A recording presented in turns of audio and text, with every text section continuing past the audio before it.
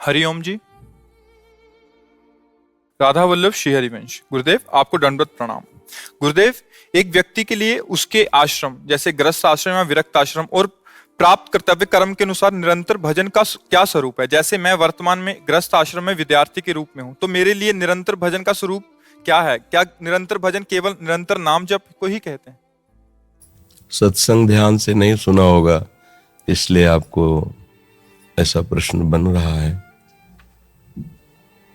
पहली बात तो हमें स्वीकार करना है कि हम यहां सेवा के लिए आए हुए हैं।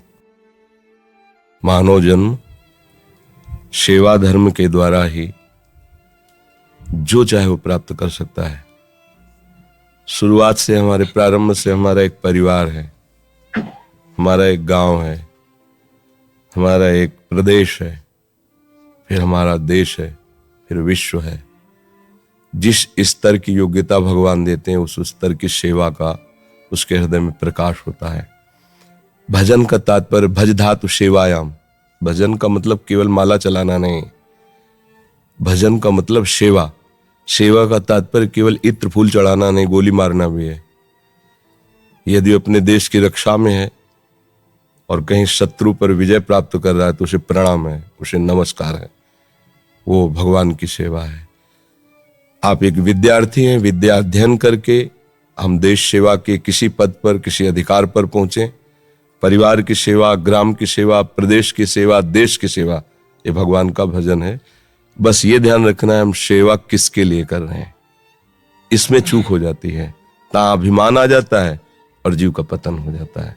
अगर ये ध्यान रखे कि सर्वलोक महेश्वर भगवान की सेवा हमारी है, हम जिस पद पर, जिस मार्ग में हैं, उस मार्ग में हम कहीं भी त्रुटि और अधर्म नहीं करेंगे, इसी से भगवान प्रसन्न हो जाएंगे। तो यदि आप एक विद्यार्थी हो तो आप भगवान की सेवा के निमित्त जन्म लिए हो, ये ध्यान रखना। बस ये यहाँ चूक हो जाती है। अब जो आपके अंदर विद्या का प्रकाश हो, जो आपके अंदर बल का प्रकाश हो, ये सब भगवान की सेवा पूरी सृष्टि है। जो आपको सेवा विधान किया जाए, ईमानदारी से सेवा विधान करो, वो भजन बन जाएगा। पर स्मरण ये बना रहे कि किसकी सेवा कर रहे हो। अगर ये स्मरण ना रहा तो अहंकार आ जाएगा। अहंकार आ गया तो जैसे बहुत सुंदर भोजन बनाया है और उसमें विष्ठा पड़ जाए तो फिर वो पाने योग्य नहीं रहता। ऐसे अगर अहंकार आ जाए कि मैंने किया तो व्यर्थ हो जाता है, वो भागवतिक नहीं रहता।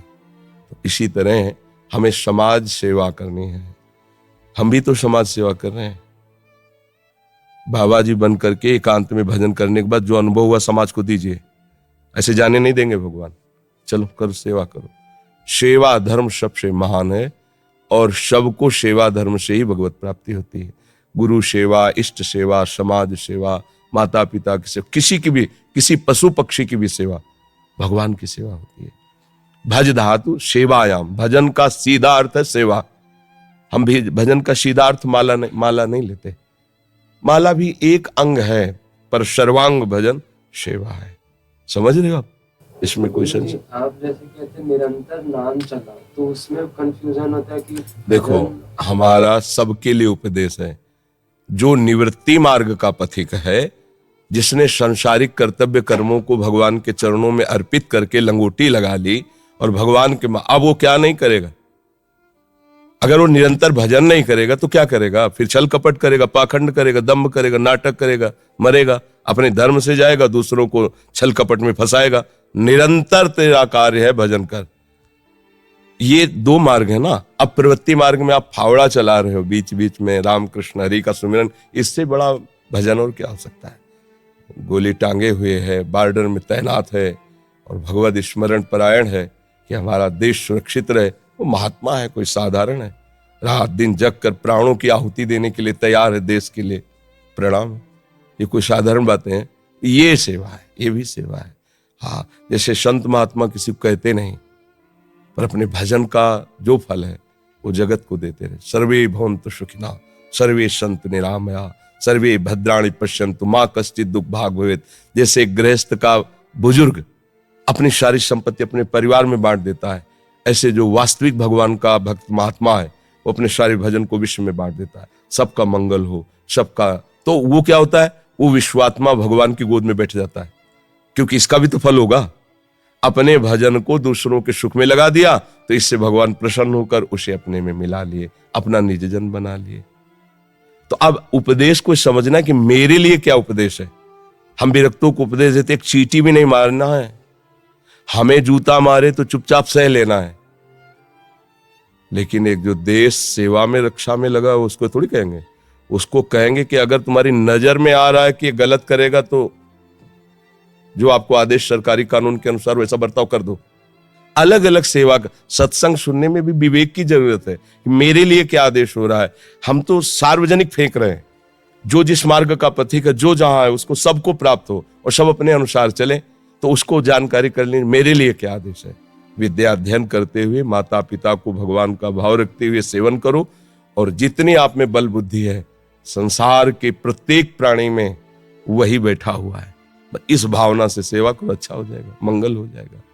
पर सेवा धर्म में ये देखना है जहां जैसी आवश्यकता है वहां वैसे करना है।